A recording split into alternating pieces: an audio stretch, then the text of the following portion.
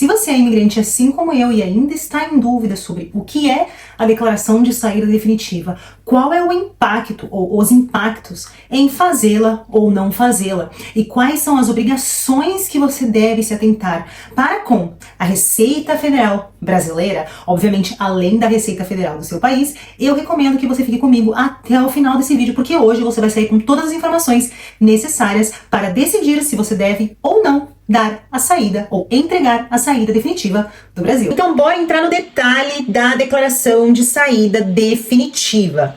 O que é e-propósito? Se você não sabe o que é a declaração de saída definitiva, é um documento formal à Receita Federal, é o divórcio. Lembra que nós falamos no vídeo da comunicação que a comunicação é oi sumida? Que você pode voltar atrás, que você não sabe se quer, se não quer, você vai lá e cancela. A declaração de saída definitiva é o divórcio. Você pode até voltar atrás também, né? Vocês ficam namorandinhos depois. Cancelar, ou realmente voltar a sua residência fiscal para o Brasil, como já explicado no vídeo da conta CNR. Só que a declaração é literalmente o seu divórcio com o Brasil. Enquanto você não manda esse documento, e você ainda continua de fogo no butico, tendo algum envolvimento financeiro com o Brasil, você é considerado residente fiscal brasileiro. E com isso, a Receita Federal pode sim te tributar. Não só pode, como vai, tá?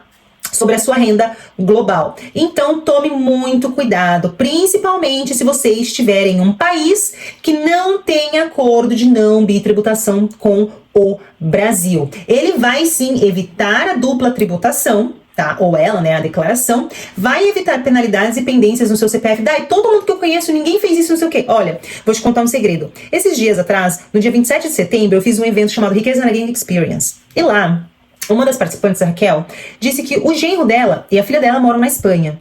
E lá no Brasil, quando ele foi fazer a declaração de imposto de renda dele, porque ele manteve as duas residências fiscais, as contas espanholas apareceram na base de dados da Receita Federal. Então, gente, isso não foi eu quem disse. Isso foi uma das participantes. Porque se eu falo, as pessoas pensam que eu estou fazendo terrorismo na internet, obrigando-as a entregar a declaração de saída definitiva. Não, você precisa analisar o seu caso e ver se é a melhor opção para você, tudo bem? Mas o cerco está fechando cada vez mais e a forma de você encerrar as suas obrigações tributárias como residentes com a Receita Federal Brasileira é entregando a sua declaração de saída definitiva. Quem precisa entregar essa declaração? Quem decidiu que não quer mais morar no Brasil em caráter permanente. Você não tem mais a intenção de retornar para o Brasil.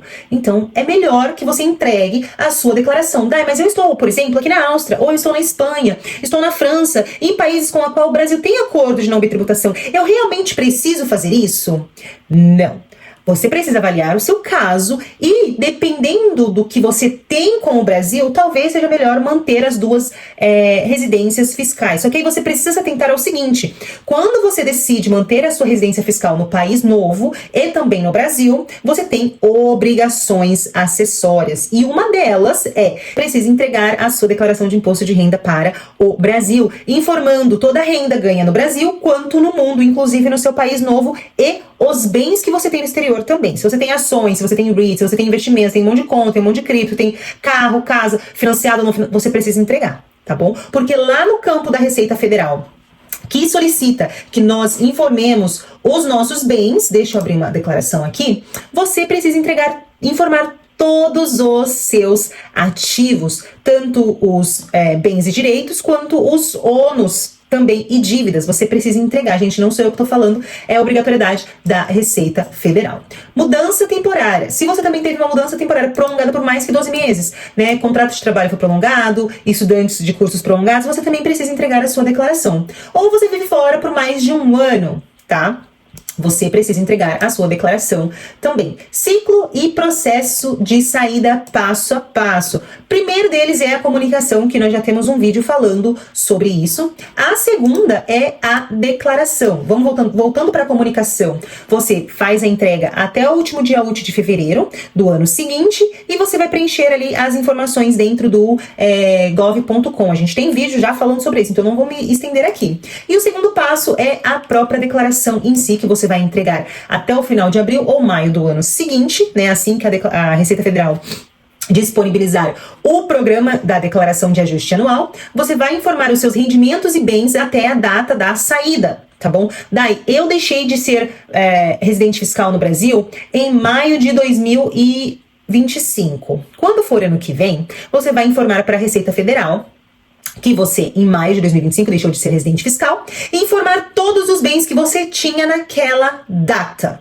Não é no final do ano, como quando nós fazemos a declaração de ajuste anual, porque eles querem saber da nossa vida financeira em 31 de dezembro. Quando você faz a declaração de saída definitiva, você precisa determinar a sua data de saída. E aquela é a data de corte. Maravilha? A gente vai ter um outro vídeo com o passo a passo de entrega da declaração. Então fica tranquilo, não vou fugir, não vou te abandonar, fica tranquilo. E informar ali os bens e direitos, o passo a passo aqui a gente acabou de discutir ele, então não tem mais sobre o que falar. Diferença entre a comunicação e a declaração. Gente, aqui é o que eu acabei de explicar pra você. Se você não entendeu, eu vou explicar de novo. Aqui é o lero-lero. Comunicação é o lero-lero. Não sei se eu quero, não quero, vou voltar atrás, eu faço e desfaço. É a enrolação. Tanto que aqui não tem penalidade. Aqui é o divórcio. Aqui tem penalidade se você não fizer.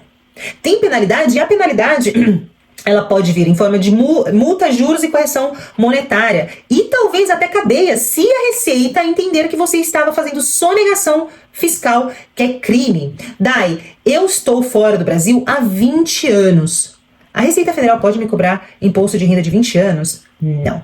A Receita Federal pode voltar atrás até 5 anos. Então, se você está fora há muito tempo, você precisa sim fazer uma avaliação de tudo que você teve nos últimos 5 anos lá no Brasil, porque, por exemplo, fica um pouco complicado, né, se você estava já aqui no exterior e tem conta, tem empresa no Brasil, ou teve empresa nesses últimos 5 anos, já não vai dar para você fazer a saída retrospectiva, porque você precisa primeiro fechar a empresa. Daí, eu posso ter empresa no Brasil se eu não for mais residente fiscal? Pode sim, só que MEI você não pode ter.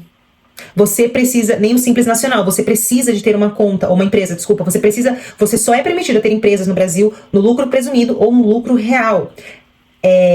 Simples Nacional e MEI são benefícios de residente fiscal brasileiro. Quando você não é mais residente fiscal, esses tipos de empresas já não são mais disponíveis para você, mas outros. Então, se você teve empresa nesses últimos 5 anos e aí você decide fazer a saída definitiva retroativa, você precisa fazer uma análise com um especialista. Eu tô aqui para te ajudar do seu caso. Cada caso é um caso. Aí eu não tive nada, não tinha nada. Aí começa a perguntar coisa pra pessoa. Aí eu tenho uma casa financiada, eu tava investindo em ações, eu tava investindo em fundos imobiliários, eu tô investindo também no Tesouro Direto, um monte de coisa. A pessoa fala que não tem nada, esqueceu de tudo. Nossa, uma epifania assim, ai meu Deus, nossa, ai que branco que me deu. Não, gente, então assim, é uma coisa séria. Leve a sua vida financeira e fiscal a sério. Porque depois quem vai pagar a conta é você, não sou eu, tá? Eu só tô aqui pra te ajudar. Mas cada um, né? Como eu sempre digo, pimenta no CPF dos outros é o quê? Refresco. Consequências de não declarar. Continuidade fiscal como residente, tá? Tributação sobre renda mundial. Você quer pagar imposto no Brasil, no seu novo país e também no Brasil? Então, o que acontece? Principalmente aqui, tá, gente? Para as pessoas que estão vivendo em países que não têm acordo de não tributação com o Brasil, você corre um risco ainda maior. Por quê? O Brasil, ele tem o direito de te tributar pela sua renda global. E quando você é residente fiscal num país que não tem acordo de não tributação, você vai ser tributado novamente 100%. Essa é uma grande diferença entre os países com os quais o Brasil tem acordo e os países com os quais o Brasil não tem acordo. Por exemplo, o Brasil tem acordo aqui com a Áustria. Então, no acordo, o acordo prevê que a tributação acontece onde a renda foi oferida, aqui na Áustria. Daí você entrega a sua declaração de imposto de renda para o Brasil? Eu entrego. E eu entrego informando que eu ganhei dinheiro sim na Áustria, informo quanto eu já paguei de imposto e eu não pago mais imposto no Brasil. Só que se você está na Irlanda, por exemplo, você está na Polônia, por exemplo, você vai entregar a sua declaração de imposto de renda para o Brasil, porque você não deu a saída definitiva, e aí você vai entregar, olha, eu ganhei tanto na Irlanda e paguei tanto de imposto. O Brasil vai falar, foda-se, você não pode compensar, você deve dinheiro pra gente. 27, né? Aí você vai ter essa renda tributada de acordo com a alíquota prospectiva do Brasil, né, do Carnê Leão, de 7,5% a 27,5%. Aí tu paga 28% a 52% na Irlanda, mais 27,5% no Brasil. Gente, não dá. Não dá. Então preste muita atenção na sua vida fiscal. Obrigação de entregar a declaração de imposto de renda tradicional anual. Sim, se você não fez, é uma obrigatoriedade, desde que você atinja ali os critérios de entrega da declaração. E risco de bitributação, como eu acabei de explicar. Dai, quais são os países que o Brasil possui acordo de não bitributação? Acordo de não bitributação. Então vamos verificar aqui. O site da Receita Federal vai ser o seu melhor amigo. Se o país no qual você está morando é diferente dessa lista aqui nós podemos acrescentar os Estados Unidos e a Inglaterra, tu tá lascado. Tá? Estados Unidos e Inglaterra têm acordo de compensação, não de não bitributação, tá? E a Alemanha também, porque o acordo da Alemanha foi caguetado em 2007, se eu não me engano. Então hoje eles têm acordo de compensação, é um pouco diferente, tá? Do acordo. E outra coisa, gente, presta atenção. Acordo de não bitributação não te isenta de não pagar imposto. Ele determina, deixa eu abrir um acordo aqui pra vocês. Ele determina onde cada tipo de renda será tributada e determina também se caso a alíquota maior de um dos dois países não seja 100% paga em um país, ele terá de ser pago no outro, tá? Então deixa eu abrir aqui o acordo para que vocês consigam entender até como fazer a leitura do acordo, tá bom? Opa, não, esse aqui não, vamos fazer aqui o próprio decreto, que fica melhor que esse PDF aqui. Eu não gosto muito da leitura dele, aqui fica melhor. Então, como vocês podem ver, o acordo ele tem vários artigos, então ele vai discriminar várias informações, né? Quem tem domicílio fiscal, estacionamento permanente, nananã, e aí ele começa rendimentos imobiliários. Olha só, rendas auferidas de rendimentos imobiliários, onde os rendimentos de bens imobiliários são tributáveis no estado em que esses bens estiverem situados. Ponto. Quais tipos de renda? A gente precisa terminar de ler o artigo aqui para entender. É a renda de aluguel, a renda de ganho, de venda do imóvel, qual tipo de renda, né? Lucros de empresas, navegação marítima e aérea, empresas associadas, dividendos, olha só a diferença. Os dividendos pagos por uma sociedade residente de um estado contratante a um residente do outro estado são tributáveis nesse outro estado. Ou seja, podem ser tributados nos dois. Olha a diferença aqui, ó. São tributáveis nesse outro estado. Vamos voltar aqui pro primeiro. Ele fala assim: os rendimentos de bens imobiliários são tributáveis no estado contratante em que esses bens estiverem situados. E ainda sobre os dividendos, né, voltando, são tributáveis nesse outro estado. Aí tem juros, royalties, ganho de capital, profissões independentes. Olha o que o acordo fala sobre profissões independentes, né, ou os autônomos. Os rendimentos de um residente de um estado contratante obtenha pelo exercício de uma profissão liberal ou de outras atividades independentes de caráter análogo só são tributáveis nesse estado.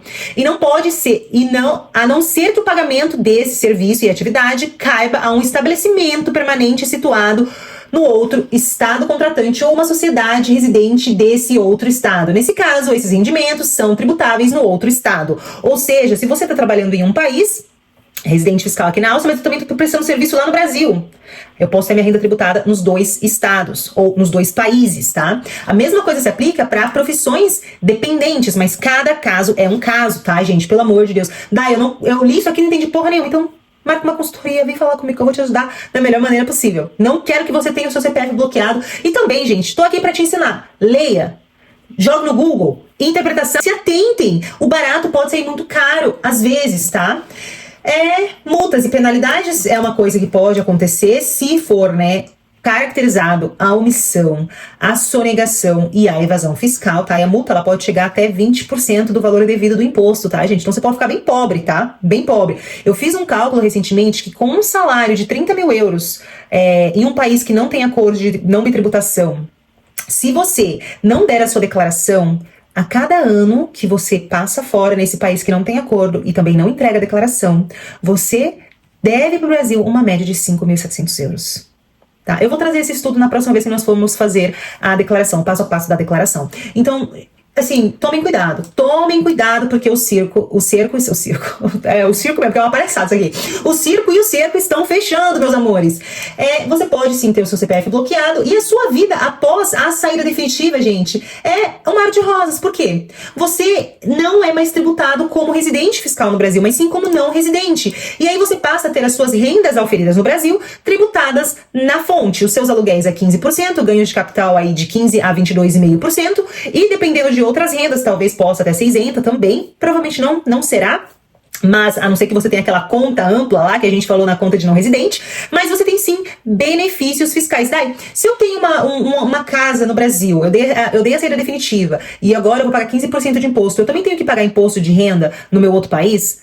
Precisa ler o que está no acordo, tá? Pode ser que sim, pode ser que não. Não necessariamente é um não e não necessariamente é um sim. Depende do que está no acordo. Já para as contas bancárias e de investimento, você precisa da sua conta de não residente fiscal, que nós também temos um vídeo, vou linkar ele aqui falando sobre isso. O status do seu CPF. Seu CPF vai estar lindo, leve, solto, pronto para voltar para o Brasil em qualquer momento.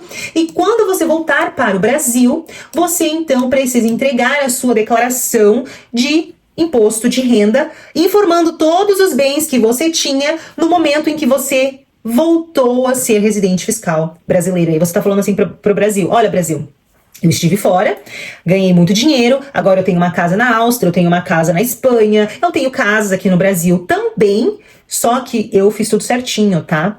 E outra coisa pra gente finalizar: depois que você entrega a declaração de saída definitiva do Brasil, você não entrega mais declaração de imposto de renda anual para o Brasil. Acabou, tchau, divórcio. Divórcio, não tem mais nada. Você só vai entregar a sua declaração novamente para o Brasil no dia que você decidir voltar a ser residente fiscal no Brasil, tudo bem? Espero muito que vocês tenham gostado do vídeo de hoje. Eu sei que ficou um pouquinho longo, eu vou fazer um outro vídeo com o passo a passo de entrega da declaração de saída definitiva do Brasil, mas hoje foi só um vídeo mesmo para que nós pudéssemos falar dos pós e contras e também discutir, porque eu sei que a discussão ela é longa. Te vejo no próximo vídeo. Não esqueça de curtir, compartilhar esse vídeo e me dar um like. Até a próxima!